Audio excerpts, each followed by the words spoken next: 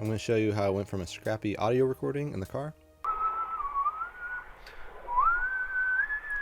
to a finished pre-bridge solo section in a track that I'm releasing next week.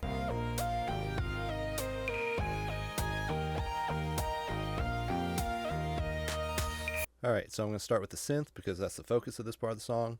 I can't play guitar, so anywhere there should be a guitar solo, it's going to be a synth.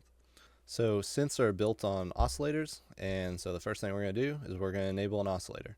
It's pretty much a saw wave meets a sine wave, and it sounds a little something like this. So next we're going to give it a little bit of body by adding a couple more voices with the unison.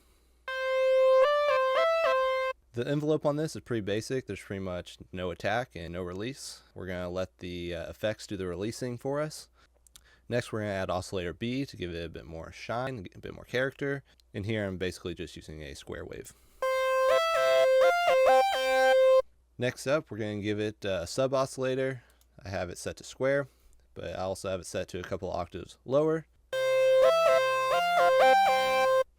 Not sure if that's coming across on mobile, but it's definitely coming across in my ears. And since this is a solo, I only care about one note getting played at any given time, so I'm going to enable mono, which then gives us the benefit of portamento.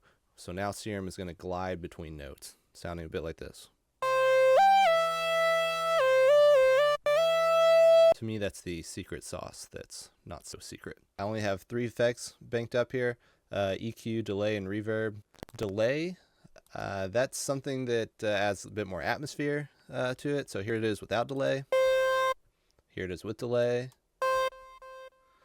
And one thing I like about delay is adding a different delay timing to the different channels. So on left, you'll see I have 1/8 bar, and the right channel, I have 1/4 bar.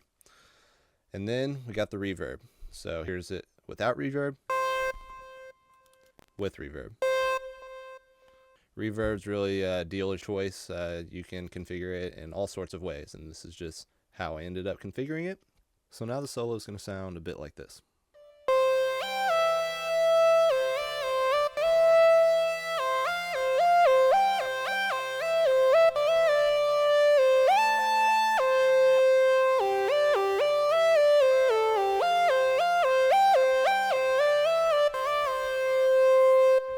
So if you enjoyed this, there'll be a couple other parts where I show you how I compose the stem of the solo and then also how I mix it into the rest of the track. And if you like the solo in general, you can pre-save On the Heights of Sausalito in the link in my bio.